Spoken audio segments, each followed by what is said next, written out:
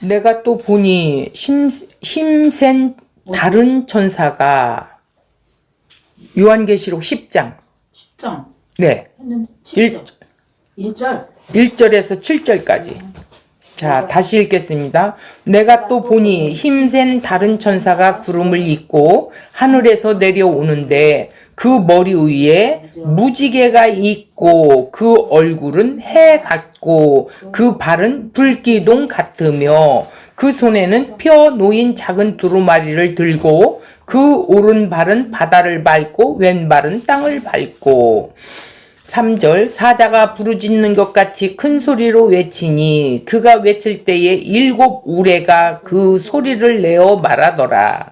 4절 7 우레가 말을 할 때 내가 기록하려고 하다가 곧 들으니 하늘에서 소리가 나서 말하기를 7 우레가 말한 것을 임봉하고 기록하지 말라 하더라.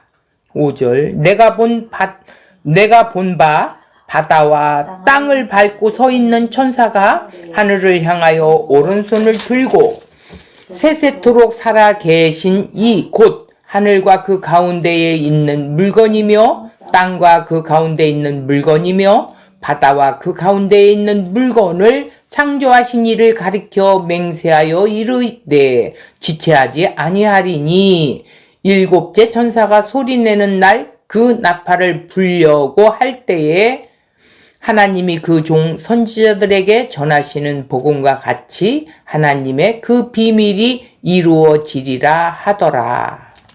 7절까지 말씀입니다. 그러면 간략하게 좀 먼저 본문을 좀 이해하고 넘어가기로 하겠습니다.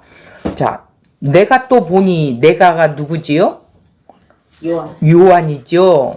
자, 힘센 다른 천사래요. 그러니까 여기는 힘센 천사를 어떻게 봐야 되느냐? 여기는 주님으로 봐도 상관이 없다라는 거니 그런 거라는 거예요. 왜? 주님의 대행권을 받은 사람이기 때문에 주님의 일을 하기 때문에 주님의 일을 대신하기 때문에 주님으로 봐도 무방하다. 이렇게 보면 되겠습니다. 그리고 이 힘센 천사는 5장에서 나오고 8장에서 나왔던 그 힘센 천사 또 다른 천사와는 다른 천사라고 이렇게 알고만 있으세요. 자, 구름을 입고 하늘에서 내려오는데 그 머리 위에 무지개가 있고 이랬어요. 구름은 뭐라고 그랬어요? 하나님의 임재의 모습이라고 그랬어요. 즉 천상교회를 하나님과 자기 백성들의 한몸 되어 내려온다. 이런 의미다라는 거예요. 하늘의 일을 땅에서 실행하는 것이다. 이렇게 보면 되겠습니다. 내려오는데 라는 것은 하나님의 뜻을 이루려고 오신다라는 거지요. 내려오고 있다라는 거지요.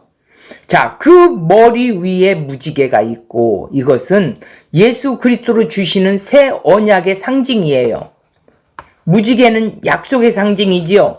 구약의 무지개 언약의 신실하신 분을 드러내고 있다라는 것입니다.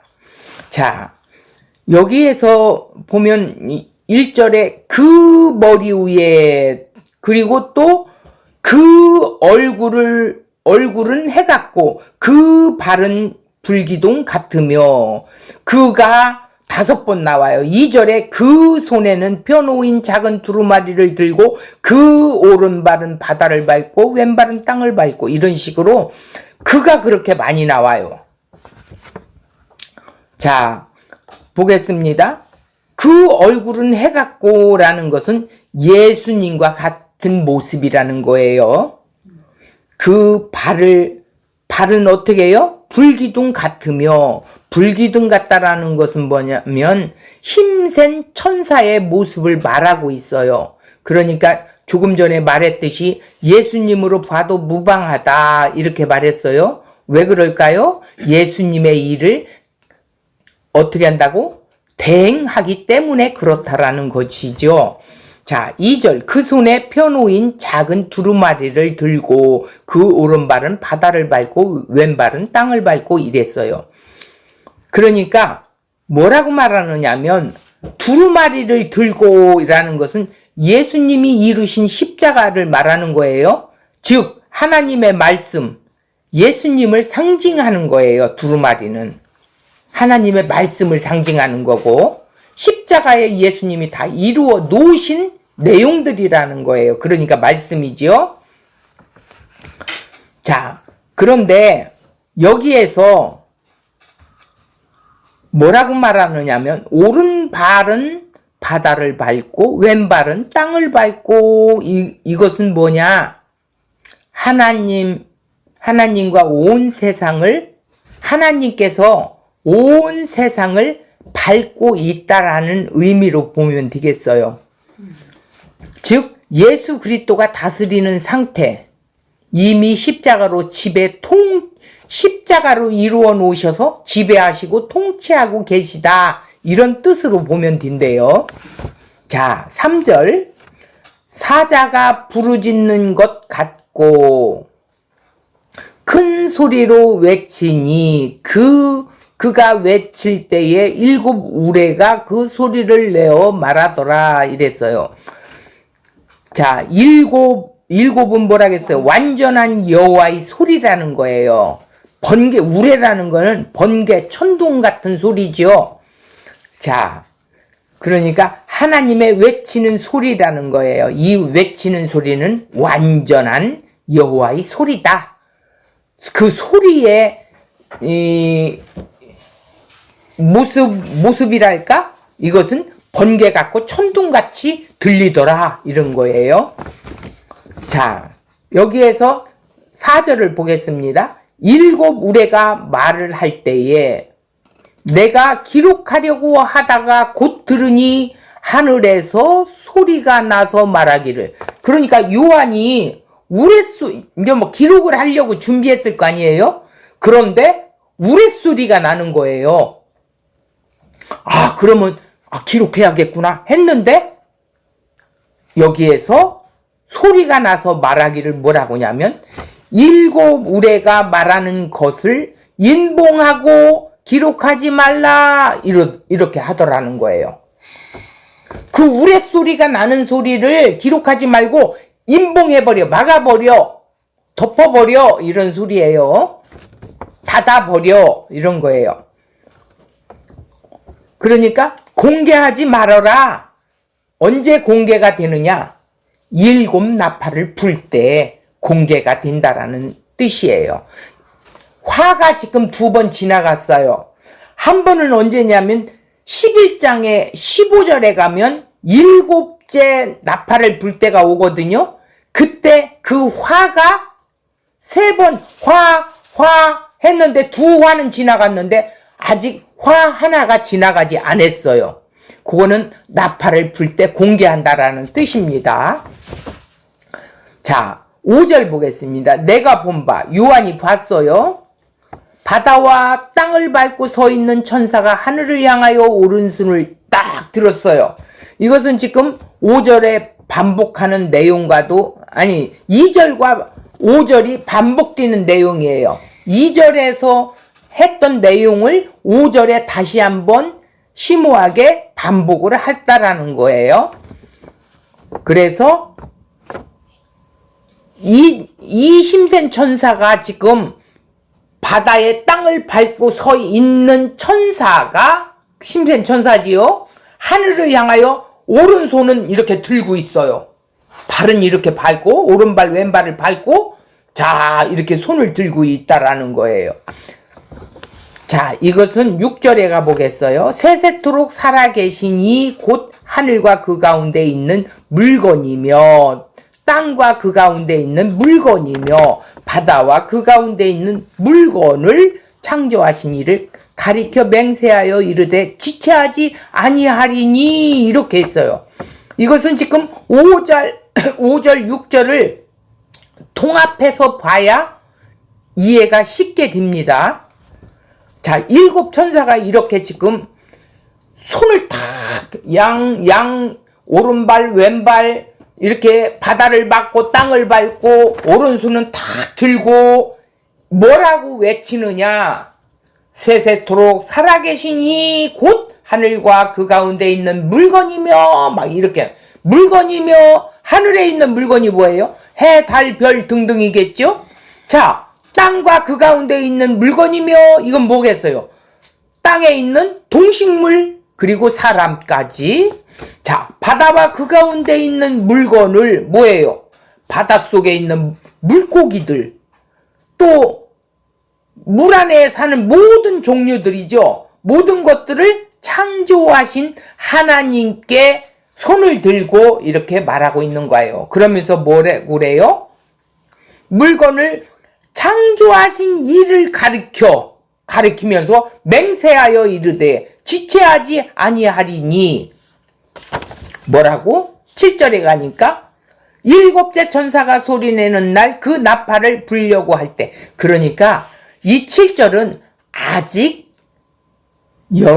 그러니까 일곱 나팔을 불지 않았기 때문에 요거는 잠깐 묻어두자. 그래서 임봉하라, 기록하지 말고 임봉하라, 이렇게 한 내용이에요. 요렇게만 이해를 하고 우리가 원고로 들어가도 이해하기가 좀 쉬울 것 같습니다. 자, 원고로 갈게요. 계시록은 어떤 책이에요? 계시록 1장 1절 보니까 예수 그리스도의 계시라, 예수님에 대한 비밀이라는 거예요. 맞습니다. 자, 다른 말로 하면 복음이다. 이 복음은 하나님께서 눈과 귀를 열려주는 자들에게는 복음이지만 열려지지 않은 자들에게는 비밀로 되어 있다, 이 소리예요. 이해가 가지요? 미래에 일어날 일을 알려주는 것도 아니고 또 우리 개인이 어떻게 구원을 받느냐, 그런 말씀을 하는 내용도 아니라는 것입니다. 오늘 말씀 역시 뭐냐면 하나님의 언약이 창세전에 주어졌고 그 언약에 의해 완성된 십자가로 드러난 복음의 비밀의 내용을 다시 확인시켜주는 본문의 말씀이라는 것입니다. 우리가 계속 확인하는 것은 미래 비밀을 푸는 것이 아니라고 그랬어요. 또 우리 개인의 구원의 초점에 맞추어진다면 그것도 아니라고 그랬어요. 창조로 시작해서 예수 그리스도의 십자가로 완성하신 언약의 핵심이라는 거예요. 그것은 이미 창세전 언약이었고 예수 그리스도로 예정하셨기에 하늘의 관점에서 땅의 실체를 드러내시는 계시로서 곧 복음인 것을 확인하고 있다, 이렇게 보면 됩니다. 6장에는 6번째 인이 나왔어요. 그리고 7장에 들어가서 사립계시로 나왔었지요. 8장에 7번째 인이 있습니다. 그런데 7장에 가면 6장 17절에 보면 던진 질문이 뭐냐면 그들의 진노의 큰 날이 이르렀으니 누가 능히 서리오에 대한 대답으로 7장에 사립구조로 되어 있다 그랬어요. 사립계시. 거기에는 뭐가 나와요? 14만 4천 명이 사립되어 있다라는 거예요. 구원받은 백성의 수라고 그랬죠. 그거는 뭐라고 그랬어요? 상징적인 숫자라고 그랬어요. 그런 숫자가 딱 떨어진다가 아니라 그랬어요. 여섯째 나팔 재앙, 10장 1절에서 11장 14절을 펴놓은 작은 두루마리와 두 증인 이야기가 기록된 막간계시, 사립계시가 또 그렇게 나오지요. 계시록 11장에서 11장 15절에서 19절을 보면 7째 나팔이 이제 나오는데 요거는 아직 열려지지가 않은 거예요. 자, 그렇게 구조가 되어 있다라는 걸 말씀드립니다. 본문의 1절, 2절을 우리 이제 오늘 본문을 보겠습니다. 1절, 2절은 힘센 다른 천사를 소개하고 있어요. 3절에서 7절까지는 힘센 다른 천사의 선포와 활동을 통해 그가 가진 책의 의미를 설명하고 있었지요. 8절에서 11절까지는 요한이 그 책을 먹는 내용이 나오는데 이것은 아직 우리가 배우지 않았어요. 자, 1절을 보겠습니다. 내가 또 보니 힘센 다른 천사가 구름을 입고 하늘에서 내려오는데 그 머리 위에 무지개가 있고 그 얼굴은 해 같고 그 발은 불기둥 같으며 이렇게 돼 있습니다. 내가 또 보니라는 말은 요한은 계속적으로 계시를 보고 있다는 말이지요. 자, 힘센 다른 천사라는 것은 주님이거나 주님의 대항권을 위임받은 천사로 보면 됩니다. 자, 8장 3절을 보면 뭐가 나와요? 금양로를 가진 천사와 다른 천사라는 거예요.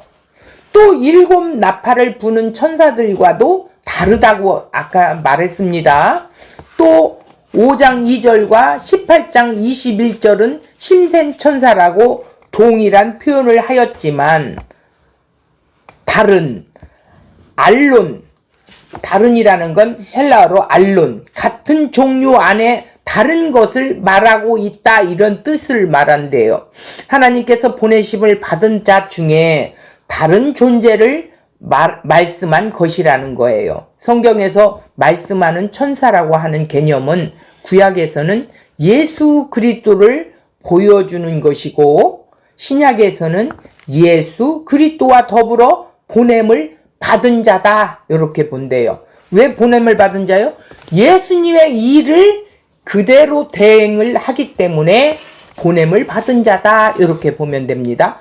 그런 점에서 우리도 천사로 봐야 한다라는 것이지요. 천사라는 말의 뜻 자체가 보냄을 받은 자라는 뜻입니다. 구름을 입었다라는 것은 또 뭐냐? 하나님의 영광을 나타내고 그 임재하심과 하나님의 강림을 상징하고 있는 출애굽기 19장 9절에 나오고 있어요. 구름과 함께 오신다는 예수 그리스도를 말하고 있습니다. 본문 1장 7절, 14장 14절. 구름과 함께, 구름은 하나님의 임재 방식인데 자기 백성들과 하나 된 상태로 하늘에서 내려오는 천상의 교회를, 하늘의 교회를 표현한 말씀이라는 것입니다. 그런 점에서 우리 역시 보냄을 받은 자라는 것이지요. 우리가 이 땅에 왜 삽니까? 그냥 목숨 부지하기 위해서 사는가요? 아니라는 거예요. 구원을 받은 자라면 반드시 보냄을 받아서라는 것입니다. 그래서 천사의 존재를 따로 있다고 이렇게 생각할 필요가 없다는 것을 봐야 되겠지요. 자, 계시록 1장 12절에서 16절에 보면 예수 그리스도를 소개한 같은 표현이기에 힘센 천사를 예수 그리스도로 보아도 무방하다고 말씀드렸습니다. 계시록에서 한 번도 천사를 예수 그리스도와 동일시하며 묘사한 곳이 없었어요.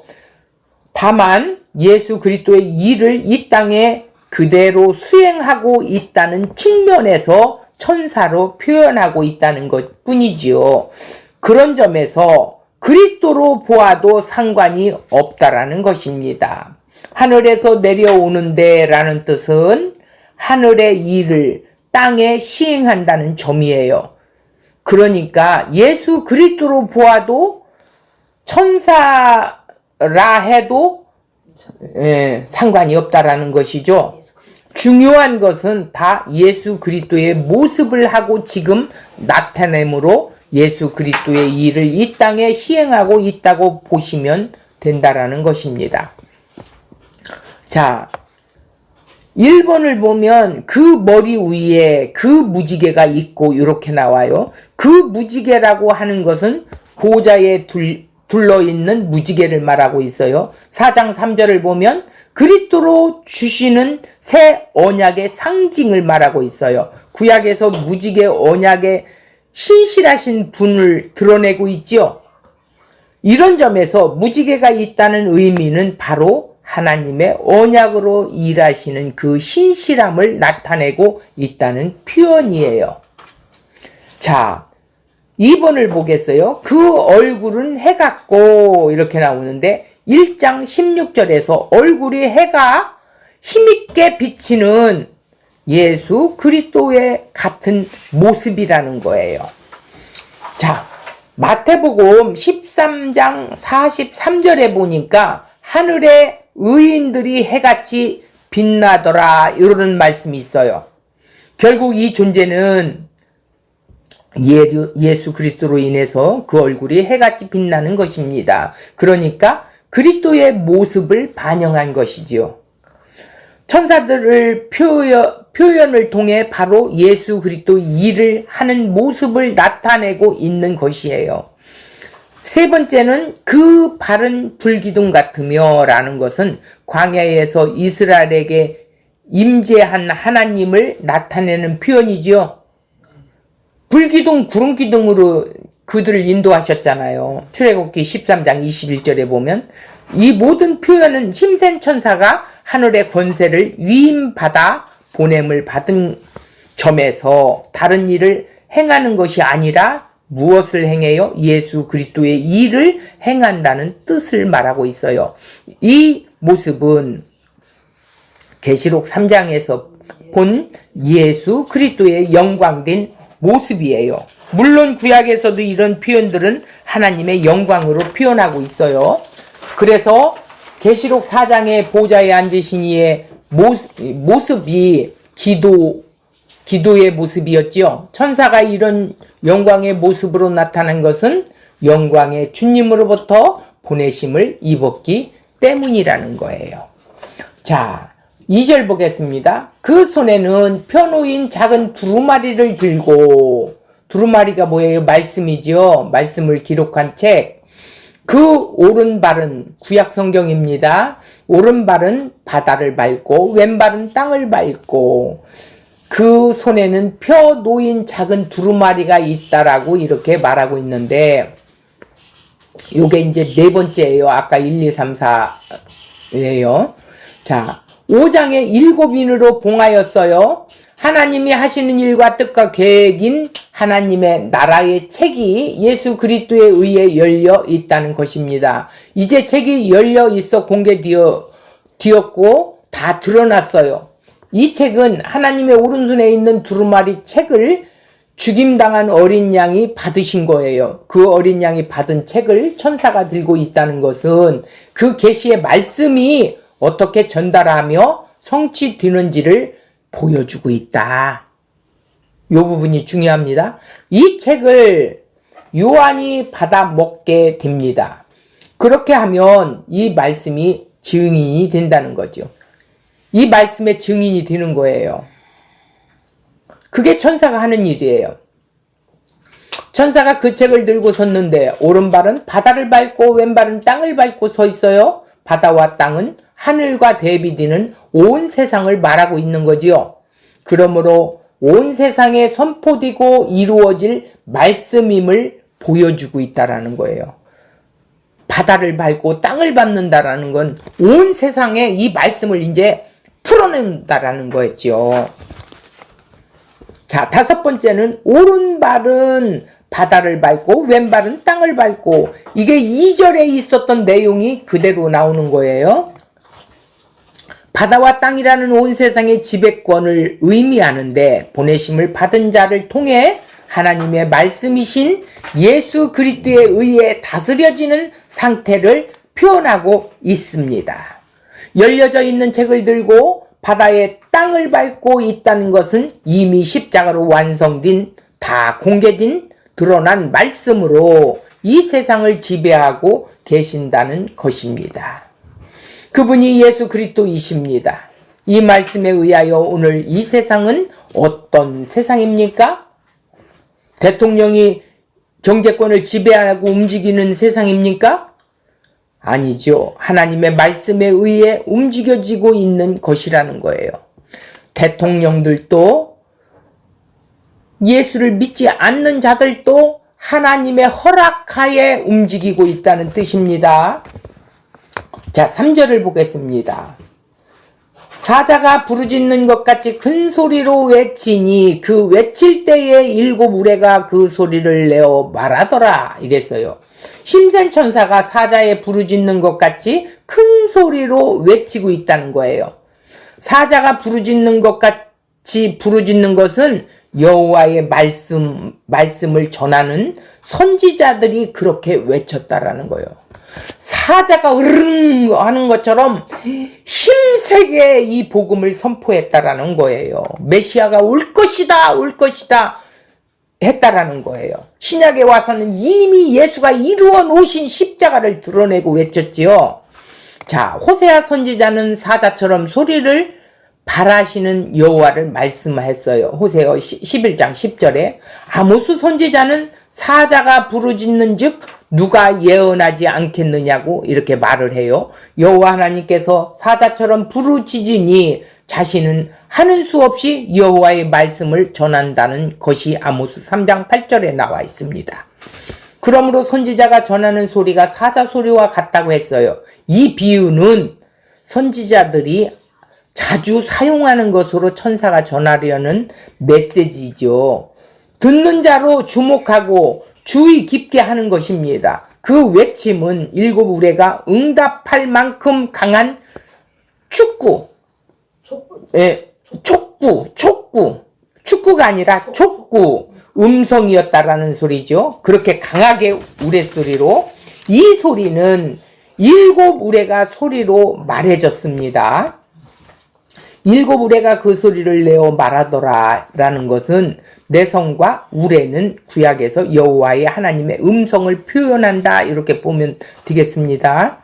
시내산에 여호와께서 강림하실 때 우레와 번개와 빽빽한 구름이 산 위에 있고 나팔 소리가 매우 크게 들렸더라 했어요. 출애굽기 19장 16절 백성들은 그 음성을 직접 들으면 죽을 것 같았어요. 그래서 모세를 통해서 대신 듣고 전달해 달라고 했어요. 그런데 20장 19절에 가보면 그러나 나중에 말씀을 전하는 모세를 돌로 쳐서 죽이려고 해요. 왜 그래요? 하나님께서 직접 말씀하셨으면 무서워서 듣지 못한다고 하다가 대신 전하니 자기들 마음에 안 든다고 죽이려고 한다라는 것이에요. 오늘도 똑같다라는 거예요. 그러므로 말씀이 육신이 되어 오신 분은 죽이는 일을 말씀을 받았다는 자들이라는 것입니다. 이를 통하여 인간의 죄가 무엇인지 드러내시며 복음의 복음이 됨을 알려주는 것이지요. 복음이 복음됨을 알려준다라는 뜻이에요. 자, 4절 보겠습니다. 일곱 우레가 말할 때에 내가 기록하려고 하다가 곧 들으니 하늘에서 소리가 나서 말하기를 일곱 우레가 말하는 것을 임봉하고 기록하지 말라 하더라.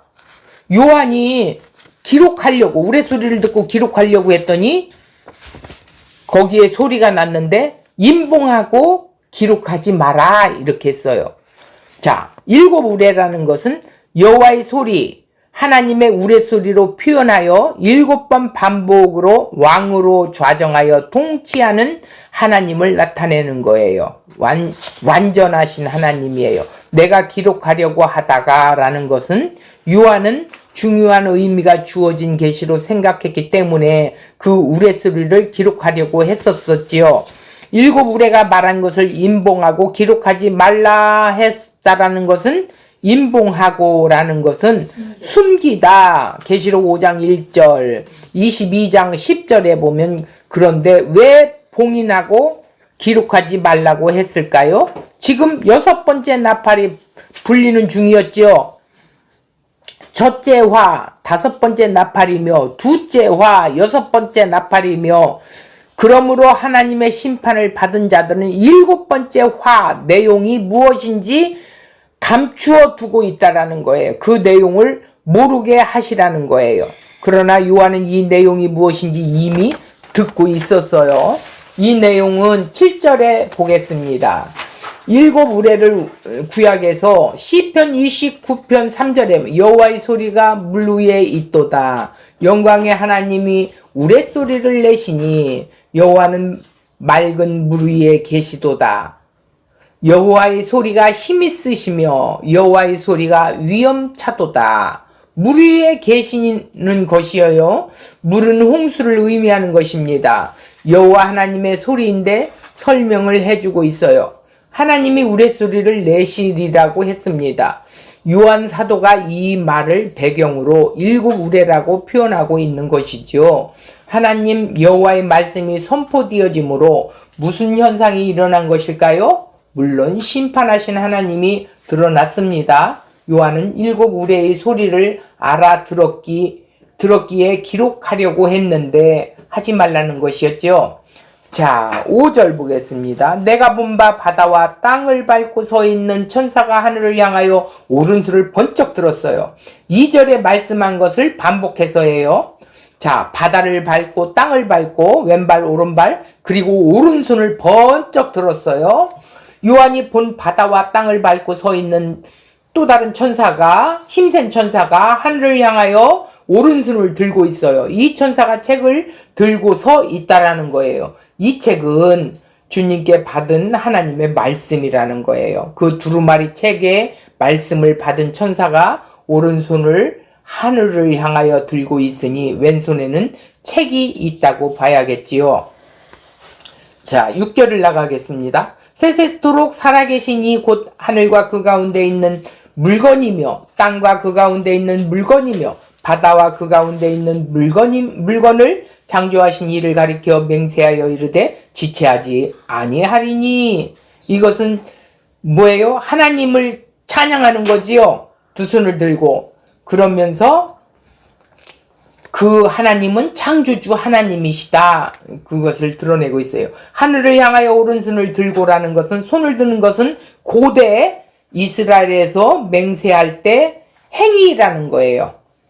아브라함이 소돔 왕이 주는 전례품을 거절할 때 모세의 노래에서 하나님 스스로 하시는 그 맹세, 또 다니엘에서 세메포를 입은 이가 맹세하는 모습에 나타날 때 그런 모습이었어요. 창세기 14장 22절 본절에 나타난 천사는 육지와 바다에 적용될 그 맹세의 말씀을 엄숙하고 중대하게 하기 위해 거룩한 맹세의 자세를 갖추었다라는 거예요. 오른손을 들고 했다는 것은 천사 즉 보내심을 받은 자가 맹세하지만 창조하신 분은 가리켜 맹세하셨습니다.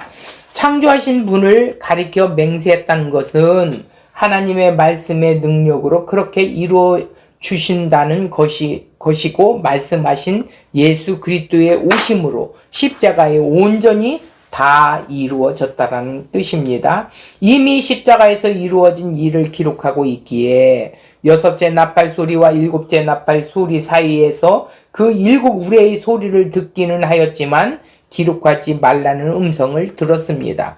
기록하지 말라고 하시는 이유가 뭐예요? 십자가로 심판과 구원이 이루어지기 때문이라는 거죠. 그러면 다 이루시는 시점은 일곱 번째 인과 일곱 번째 나팔, 일곱째 대접입니다. 즉 일곱으로 완성했기 때문입니다. 그래서 일곱째 나팔이 불어지면 그 복음이 비밀이 완전히 열려진다는 것이에요. 자, 여기서 세세토록 살아계신 자, 맹세 대신 하나님에 대한 칭호로 이 칭호는 죽음의 무서운 위협에 처한 성도들에게 영원한 생명을 주실 유일하신 분이신 하나님이라는 사실을 강조하기 위해 사용된 것으로 하나님께서 계시의 말씀을 받고 지키는 자에게 영원토록 살아계셔서 생명을 주실 수 있는 분이심을 이렇게 말하고 있는 거예요. 창조하신 이, 그러니까 창조주 하나님을 말하는 것이죠. 천사는 하나님께서 하늘과 땅과 바다에 있는 모든 것을 창조하신 창조주이심을 드러내고 종말의 그 구름과 심판의 역사를 행하실 능력을 소유하고 계신 분이심을 강조하고 있어요. 지체하지 아니하리니 라는 것은 시간이 다시 없으니 라는 거예요. 각주 시간이 없는 상태로 전환될 것이라는 의미죠. 짧은 시간에 내가 갈게 지체하지 말고 있겠다 이런 것이 아니에요. 이제 시간이 다시 없다는 말은 시간이 없는 상태로 전환될 것이라는 표현이라는 거예요. 이것이 영원이라는 상태예요. 영원의 시간이 긴 어떤 상태를 말하는 것이 아니라는 것이죠. 시간을 초월하는 상태를 말하는 거예요. 하나님은 시간을 초월하십니다. 시간과 관계가 없는 상태가 즉 영원입니다. 시간은 자연의 변화인데 자연의 변화에 따라 사람들이 눈금을 매긴 것처럼 12개월이라는 것을 말하지요. 자연의 변화가 없으면 시간의 문제는 생각할 필요가 없다라는 의미입니다. 7절을 보겠습니다. 일곱째 천사가 소리내는 날 그 나팔을 불려고 할 때 하나님이 그의 종 선지자들에게 전하시는 복음과 같이 하나님의 그 비밀이 이루어지리라 하더라 이랬어요. 그 나팔을 불려고 할 때란 이때는 나팔을 부는 상태가 아니라 불게 되는 상황이 아직 나팔을 불지는 않은 상태를 말하고 있는 거지요. 일곱째 천사가 나팔을 부를 때 11장 15절을 말씀하고 있어요. 11장 가야 돼요. 일곱째 천사가 소리내는 날 일곱 우레의 소리를 말한 내용, 봉인하여 알리지 말라고 한 그 하나님의 비밀, 그 종 선지자들에게 전하신 복음과 같이 이루어지리라고 하십니다. 그러면 그 종 선지자들에게 전하신 복음은 뭐예요? 그 내용이 뭐냐는 거예요. 계시록 11장 15절에 이제 앞으로 공부할 겁니다. 일곱째 천사가 나팔을 불 때 하늘에 큰 음성이 나서 이르되 세상 나라가 우리 주 그리스도의 나라가 되어 그가 세세토록 왕 노릇 하시리로다 하니 하나님 앞에서 자기 보좌에 앉아있던 24장로가 엎드려 얼굴을 땅에 대고 하나님께 경배하여 이르되 감사하옵나니 옛적에도 계시고 지금도 계신 주 하나님 곧 전능하시니요 친히 큰 권능을 잡으시고 왕노릇 하시도다 이랬어요. 일곱 우레의 소리를 봉인하라고 하셨지만 그 봉인된 기간은 6번째 나팔과 7번째 나팔 사이입니다.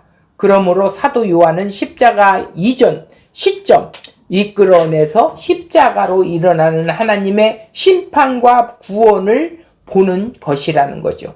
그래서 그 차례대로 기록하고 있지만 일곱 인과 일곱 나팔, 일곱 대접은 이미 십자가로 일어난 일이라는 거예요. 그러므로 하나님의 비밀이 다 열린 것입니다. 이미 일곱째 천사가 나팔을 불었고 그 내용도 드러났던 것입니다. 그 내용은 세상 나라가 우리 주 그리스도의 나라가 되어 세세토록 왕노릇 하는 것입니다.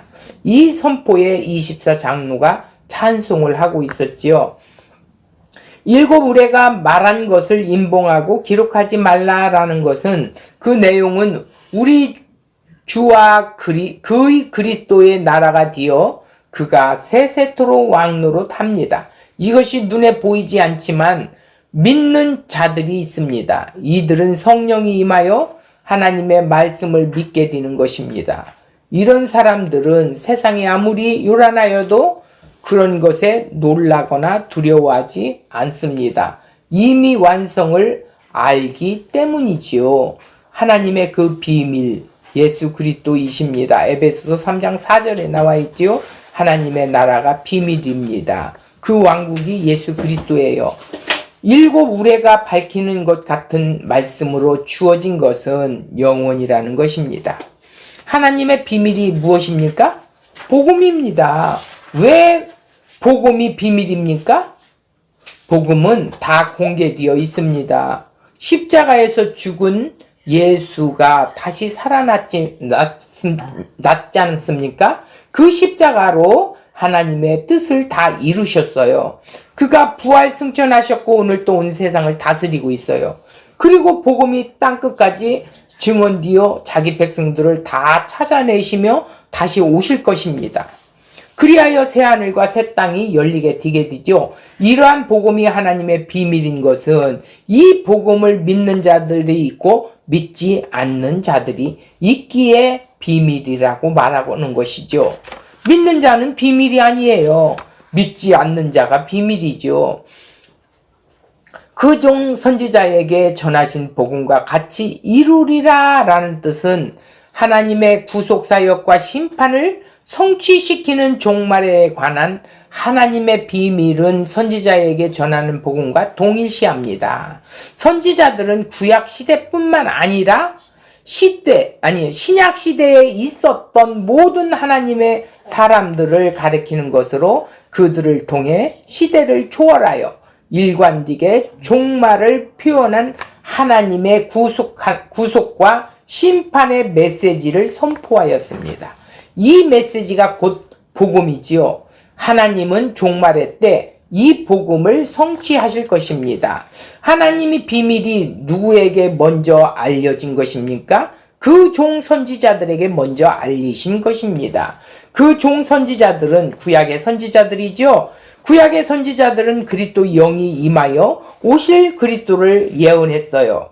그리스도가 받으실 고난과 그 후에 없어질 영광과 그 후에 얻으실 영광과 때에 대하여 부지런히 살펴서 기록해 둔 것이 구약이에요. 그리고 신약에 와서는 사도들도 이 복음을 전하게 되지요. 이 복음은 천사도 살펴보기를 원하는 내용입니다. 베드로전서 1장 9절에서 12절. 이러한 영광된 복음을 이미 구약 선지자들이 받았다고 합니다. 그래서 바울 사도도 아브라함의 복음을 받았다고 말하고 있습니다.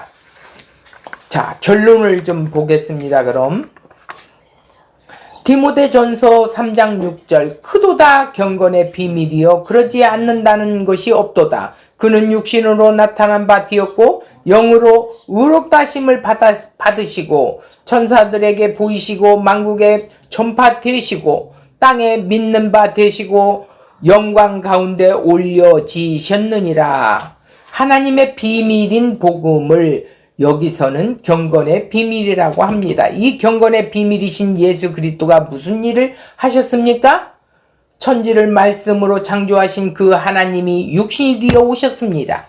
육신이 되어 오신 이유는 자기 백성들을 그들의 죄에서 짊어지고 예수님이 십자가에 죽기 위하여 오셨다라는 것입니다. 십자가에서 다 이루었다고 하시는 순간 영으로 의롭다 칭하심을 받았습니다. 그 이유는 죄를 알지도 못하신 분을 죄로 삼으셨기 때문입니다. 고린도후서 5장 21절을 보면 이 예수님이 천사들에게 보이신 것입니다. 세상에서 믿는 바 되시고 영광 가운데 올려져셨습니다. 이분이 주와 그리스도가 되셔서 다스리시고 계심이 복음의 비밀이라는 것입니다. 만왕의 왕이시며 만주의 주가 되시는 분이 십자가에서 저주를 받아 죽은 그 죽음으로 다 이루심을 누가 믿을 수가 있겠습니까? 그러므로 하나님의 비밀인 복음은 만천하에 공개되어 있지만 믿는 자만 믿기에 비밀이라고 말하는 것입니다. 유대인에게는 거리끼는 것이요 이방인에게는 미련한 것이라고 어리석어 보이는 십자가가 하나님의 택한 백성들에게는 하나님의 지혜이며 하나님의 능력임을 믿게 된다라는 것입니다. 이 은혜가 우리에게 이미 임하였고 또 하나님께서 지금 이루어 가실 하나님의 백성들을 찾아내셔서 이루어 가실 것입니다. 오늘 내용의 말씀이 이런 말씀이십니다. 자, 그렇다면 오늘 한 주간 동안도 이 말씀을 붙들고 하나님께서 이루어 놓으신 이 복음이 얼마나 소중한 것이며 내게 얼마나 복된 것인지 천국을 누리며 천국을 드러내는 그런 한 주간이 되었으면 좋겠습니다.